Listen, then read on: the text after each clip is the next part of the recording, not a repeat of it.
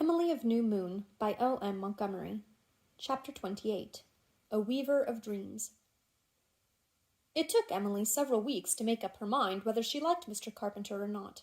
She knew she did not dislike him, not even though his first greeting, shot at her on the opening day of school in a gruff voice, accompanied by a startling lift of his spiky gray brows, was, "So you're the girl that writes poetry, eh? Better stick to your needle and duster. Too many fools in the world trying to write poetry and failing. I tried it myself once. Got better sense now." "You don't keep your nails clean," thought Emily. But he upset every kind of school tradition so speedily and thoroughly that Ilse, who gloried in upsetting things and hated routine, was the only scholar that liked him from the start. Some never liked him, the Rhoda Stewart type, for example, but most of them came to it after they got used to never being used to anything, and Emily finally decided that she liked him tremendously. Mr. Carpenter was somewhere between 40 and 50, a tall man with an upstanding shock of bushy gray hair, bristling gray mustache and eyebrows, a truculent beard, bright blue eyes out of which all his wild life had not yet burned the fire, and a long, lean, grayish face, deeply lined. He lived in a little two-roomed house below the school with the shy mouse of a wife. He never talked of his past or offered any explanation of the fact that at his age he had no better profession than teaching a district school for a pittance of salary, but the truth leaked out after a while. For Prince Edward Island is a small province, and everybody in it knows something about everybody else. So eventually Blair Water people, and even the school children, understood that Mr. Carpenter had been a brilliant student in his youth, and had had his eye on the ministry. But at college he had got in with a fast set.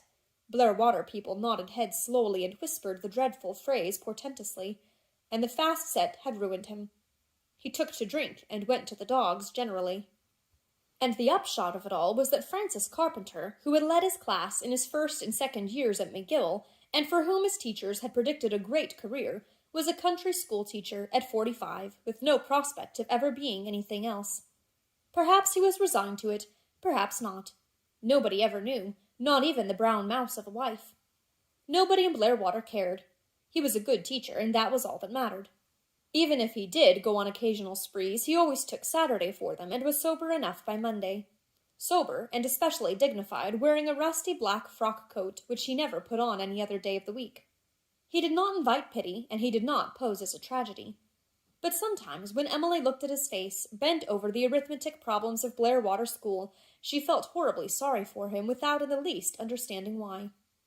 He had an explosive temper which generally burst into flame at least once a day, and then he would storm about wildly for a few minutes, tugging at his beard, imploring heaven to grant him patience, abusing everybody in general, and the luckless object of his wrath in particular. But these tempers never lasted long. In a few minutes Mr. Carpenter would be smiling as graciously as the sun bursting through a storm cloud on the very pupil he had been rating. Nobody seemed to cherish any grudge because of his scoldings. He never said any of the biting things Miss Brownell was wont to say, which rankled and festered for weeks. His hail of words fell alike on just and unjust, and rolled off harmlessly. He could take a joke on himself in perfect good nature. "Do you hear me? Do you hear me, sir?" he bellowed to Perry Miller one day. "Of course I hear you," retorted Perry coolly. "They could hear you in Charlottetown." Mr. Carpenter stared for a moment, then broke into a great jolly laugh. His methods of teaching were so different from Miss Brownell's that the Blairwater pupils at first felt as if he had stood them on their heads. Miss Brownell had been a martinet for order. Mr. Carpenter never tried to keep order, apparently, but somehow he kept the children so busy that they had no time to do mischief.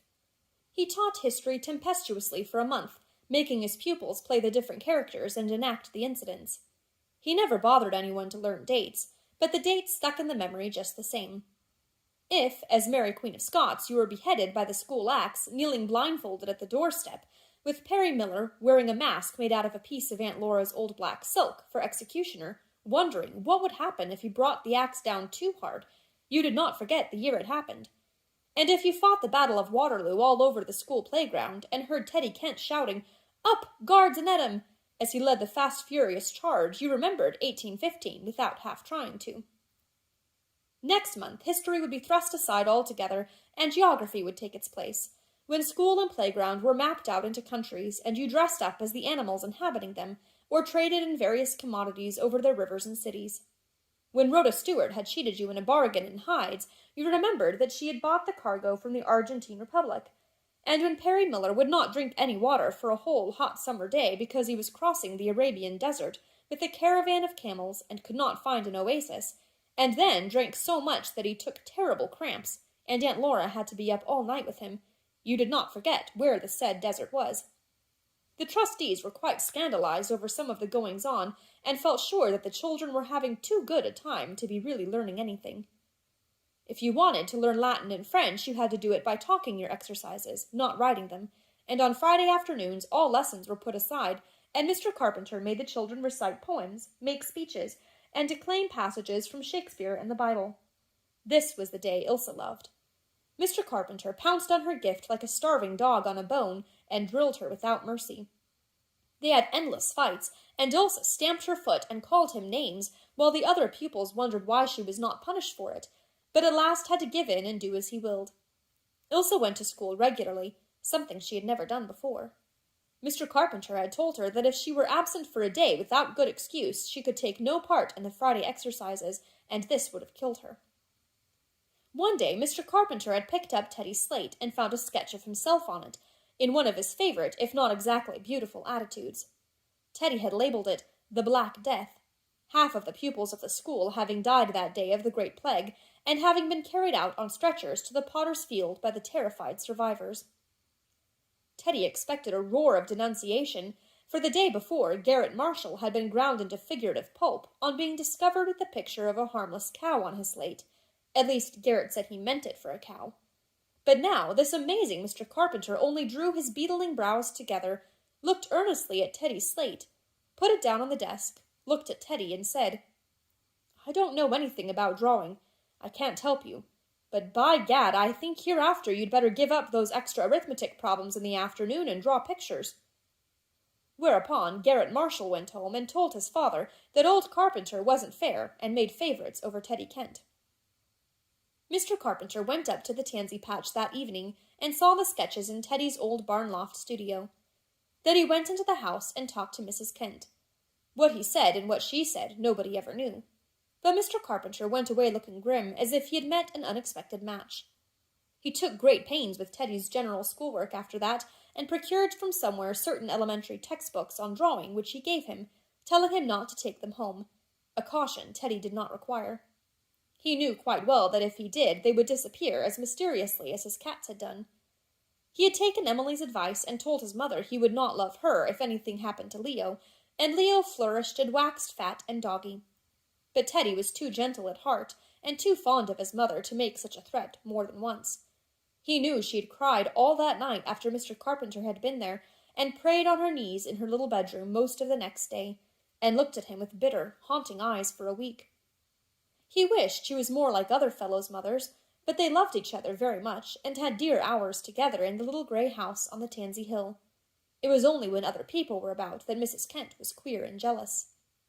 "She's always lovely when we're alone," Teddy had told Emily. As for the other boys, Perry Miller was the only one Mr. Carpenter bothered much with in the way of speeches, and he was as merciless with him as with Ilse. Perry worked hard to please him, and practiced his speeches in barn and field, and even by nights in the kitchen loft, until Aunt Elizabeth put a stop to that. Emily could not understand why Mr. Carpenter would smile amiably and say, "Very good," when Nettie Gray rattled off a speech glibly, without any expression whatever, and then rage at Perry and denounce him as a dunce and a nincompoop, by gad, because he had failed to give just the proper emphasis on a certain word, or had timed his gesture a fraction of a second too soon. Neither could she understand why he made red pencil corrections all over her compositions, and rated her for split infinitives, and too lavish adjectives, and strode up and down the aisle and hurled objurgations at her because she didn't know a good place to stop when she saw it, by gad, and then told Rhoda Stewart and Nan Lee that their compositions were very pretty, and gave them back without so much as a mark on them. Yet, in spite of it all, she liked him more and more as time went on, and autumn passed, and winter came with its beautiful bare-limbed trees, and soft pearl-gray skies that were slashed with rifts of gold in the afternoons, and cleared to a jeweled pageantry of stars over the wide white hills and valleys around New Moon. Emily shot up so that winter that Aunt Laura had to let down the tucks of her dresses. Aunt Ruth, who had come for a week's visit, said she was outgrowing her strength. Consumptive children always did. I am not consumptive, Emily said. The stars are tall, she added, with a touch of subtle malice hardly to be looked for in near 13. Aunt Ruth, who was sensitive in regard to her dumpiness, sniffed. It would be well if that were the only thing in which you resemble them, she said. How are you getting on in school? Very well. I am the smartest scholar in my class, answered Emily composedly. You conceited child, said Aunt Ruth. I'm not conceited. Emily looked scornful indignation. Mr. Carpenter said it, and he doesn't flatter. Besides, I can't help seeing it myself. Well, it is to be hoped you have some brains, because you haven't much in the way of looks, said Aunt Ruth. You've no complexion to speak of, and that inky hair around your white face is startling. I see you're going to be a plain girl. You wouldn't say that to a grown-up person's face, said Emily, with a deliberate gravity which always exasperated Aunt Ruth because she could not understand it in a child. I don't think it would hurt you to be as polite to me as you are to other people. I'm telling you your faults so you may correct them, said Aunt Ruth frigidly. It isn't my fault that my face is pale and my hair black, protested Emily. I can't correct that. If you were a different girl, said Aunt Ruth, I would— But I don't want to be a different girl, said Emily decidedly. She had no intention of lowering the star flag to Aunt Ruth. I wouldn't want to be anybody but myself, even if I am plain. Besides, she added impressively as she turned to go out of the room, though I may not be very good-looking now, when I go to heaven, I believe I'll be very beautiful. Some people think Emily quite pretty, said Aunt Laura, but she did not say it until Emily was out of hearing. She was Murray enough for that. I don't know where they see it, said Aunt Ruth. She's vain and pert, and says things to be thought smart. You heard her just now. But the thing I dislike most in her is that she is unchildlike, and deep as the sea. Yes, she is, Laura, deep as the sea. You'll find it out to your cost one day if you disregard my warning. She's capable of anything. Sly is no word for it. You and Elizabeth don't keep a tight enough rein over her. I've done my best, said Elizabeth stiffly. She herself did think she had been much too lenient with Emily. Laura and Jimmy were 2-1, but it nettled her to have Ruth say so. Uncle Wallace also had an attack of worrying over Emily that winter. He looked at her one day when he was at New Moon and remarked that she was getting to be a big girl. How old are you, Emily? He asked her that every time he came to New Moon. 13 in May. What are you going to do with her, Elizabeth? I don't know what you mean, said Aunt Elizabeth coldly, or as coldly as is possible to speak when one is pouring melted tallow into candle molds. Why, she'll soon be grown up. She can't expect you to provide for her indefinitely. I don't, Emily whispered resentfully under her breath. And it's time we decided what is best to be done for her. The Murray women have never had to work out for a living, said Aunt Elizabeth, as if that disposed of the matter. Emily is only half Murray, said Wallace. Besides, times are changing. You and Laura will not live forever, Elizabeth, and when you are gone, New Moon goes to Oliver's Andrew. In my opinion, Emily should be fitted to support herself if necessary. Emily did not like Uncle Wallace, but she was very grateful to him at that moment. Whatever his motives were, he was proposing the very thing she secretly yearned for. I would suggest, said Uncle Wallace, that she be sent to Queen's Academy to get a teacher's license. Teaching is a genteel, ladylike occupation. I will do my share in providing for the expense of it. A blind person might have seen that Uncle Wallace thought this very splendid of himself. If you do, thought Emily, I'll pay every cent back to you as soon as I'm able to earn it. But Aunt Elizabeth was adamant. I do not believe in girls going out into the world, she said. I don't mean Emily to go to Queen's. I told Mr. Carpenter so when he came to see me about her taking up the entrance work. He was very rude. School-teachers knew their place better in my father's time. But I made him understand, I think. I'm rather surprised at you, Wallace. You did not send your own daughter out to work. My daughter had parents to provide for her, retorted Uncle Wallace pompously. Emily is an orphan. I imagined, from what I had heard about her, that she would prefer earning her own living to living on charity. So I would, cried out Emily. So I would, Uncle Wallace. Oh, Aunt Elizabeth, please let me study for the entrance, please. I'll pay you back every cent you spend on it. I will indeed. I pledge you my word of honor. It does not happen to be a question of money, said Aunt Elizabeth in her stateliest manner. I undertook to provide for you, Emily, and I will do it. When you are older, I may send you to the high school in Shrewsbury for a couple of years. I am not decrying education, but you are not going to be a slave to the public. No Murray girl ever was that." Emily, realizing the uselessness of pleading, went out in the same bitter disappointment she had felt after Mr. Carpenter's visit. Then Aunt Elizabeth looked at Wallace. "Have you forgotten what came of sending Juliet to Queen's?" she asked significantly. If Emily was not allowed to take up the entrance classes, Perry had no one to say him nay, and he went at them with the same dogged determination he showed in all other matters. Perry's status at New Moon had changed, subtly and steadily. Aunt Elizabeth had ceased to refer scornfully to him as a hired boy. Even she recognized that though he was still indubitably a hired boy, he was not going to remain one, and she no longer objected to Laura's patching up his ragged bits of clothing, or to Emily's helping him with his lessons in the kitchen after supper. Nor did she growl when Cousin Jimmy began to pay him a certain small wage, though older boys than Perry were still glad to put in the winter months choring for board and lodging in some comfortable home. If a future premier was in the making at New Moon, Aunt Elizabeth wanted to have some small share in the making. It was credible and commendable that a boy should have ambitions. A girl was an entirely different matter. A girl's place was at home. Emily helped Perry work out algebra problems and heard his lessons in French and Latin. She picked up more thus than Aunt Elizabeth would have approved, and more still when the entrance pupils talked those languages in school. It was quite an easy matter for a girl who had once upon a time invented a language of her own.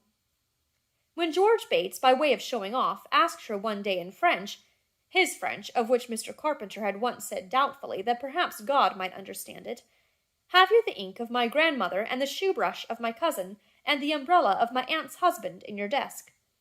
Emily retorted quite as glibly and quite as Frenchily, "No, but I have the pen of your father and the cheese of the innkeeper and the towel of your uncle's maidservant in my basket."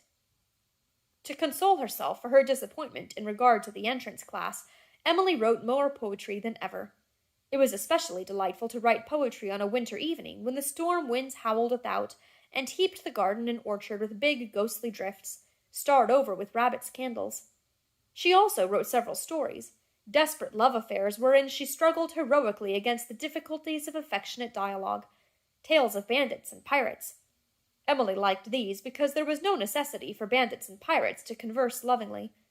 Tragedies of earls and countesses whose conversation she dearly loved to pepper with scraps of French, and a dozen other subjects she didn't know anything about. She also meditated beginning a novel, but decided it would be too hard to get enough paper for it. The letter bills were all done now, and the Jimmy books were not big enough, though a new one always appeared mysteriously in her school basket when the old one was almost full. Cousin Jimmy seemed to have an uncanny prescience of the proper time. That was part of his Jimminess. Then one night, as she lay in her lookout bed and watched a full moon gleaming lustrously from a cloudless sky across the valley, she had a sudden dazzling idea. She would send her latest poem to the Charlottetown Enterprise. The Enterprise had a poet's corner where original verses were frequently printed. Privately, Emily thought her own were quite as good, as probably they were, for most of the Enterprise poems were sad trash. Emily was so excited over the idea that she could not sleep for the greater part of the night, and didn't want to. It was glorious to lie there, thrilling in the darkness, and picture the whole thing out. She saw her verses in print, signed E. Bird Star. She saw Aunt Laura's eyes shining with pride. She saw Mr. Carpenter pointing them out to strangers. The work of a pupil of mine, by gad! She saw all her schoolmates envying her or admiring, according to type. She saw herself with one foot at least firmly planted on the ladder of fame, one hill at least of the Alpine path crested, with a new and glorious prospect opening therefrom. Morning came. Emily went to school, so absent-minded because of her secret that she did badly in everything and was raged at by Mr. Carpenter. But it all slipped off her like the proverbial water off a duck's back. Her body was in Blairwater School, but her spirit was in Kingdoms Imperial. As soon as school was out, she betook herself to the garret with half a sheet of blue-lined notepaper. Very painstakingly she copied down the poem, being especially careful to dot every I and cross every T. She wrote it on both sides of the paper, being in blissful ignorance of any taboo thereon. Then she read it aloud delightedly, not omitting the title, Evening Dreams. There was one line in it she tasted 2 or 3 times. The haunting elfin music of the air. "I think that line is very good," said Emily. "I wonder now how I happened to think of it." She mailed her poem the next day and lived in a delicious mystic rapture until the following Saturday. When the Enterprise came, she opened it with tremulous eagerness and ice-cold fingers and turned to the Poet's Corner. Now for her great moment. There was not a sign of an evening dream about it. Emily threw down the Enterprise and fled to the garret dormer, where, face downward on the old haircloth sofa, she wept out her bitterness of disappointment. She drained the draught of failure to the very dregs. It was horribly real and tragic to her. She felt exactly as if she had been slapped in the face. She was crushed in the very dust of humiliation and was sure she could never rise again. How thankful she was that she hadn't told Teddy anything about it. She had been so strongly tempted to, and only refrained because she didn't want to spoil the dramatic surprise of the moment when she would show him the verses with her name signed to them. She had told Perry, and Perry was furious when he saw her tear-stained face later on in the dairy as they strained the milk together. Ordinarily, Emily loved this, but tonight the savor had gone out of the world. Even the milky splendor of the still, mild winter evening and the purple bloom over the hillside woods that presaged a thaw could not give her the accustomed soul thrill. "I'm going to Charlottetown if I have to walk, and I'll bust that Enterprise editor's head," said Perry, with the expression which, 30 years later, warned the members of his party to scatter for cover. "That wouldn't be any use," said Emily drearily. "He didn't think it good enough to print. That is what hurts me so, Perry. He didn't think it any good. Busting his head wouldn't change that." It took her a week to recover from the blow. Then she wrote a story in which the editor of the Enterprise played the part of a dark and desperate villain who found lodging eventually behind prison bars. This got the venom out of her system, and she forgot all about him in the delight of writing a poem addressed to sweet Lady April. But I question if she ever really forgave him, even when she discovered eventually that you must not write on both sides of the paper. Even when she read over Evening Dreams a year later and wondered how she could ever have thought it any good. This sort of thing was happening frequently now. Every time she read her little hoard of manuscripts over, she found some of which the fairy gold had unaccountably turned to withered leaves, fit only for the burning. Emily burned them, but it hurt her a little. Outgrowing things we love is never a pleasant process.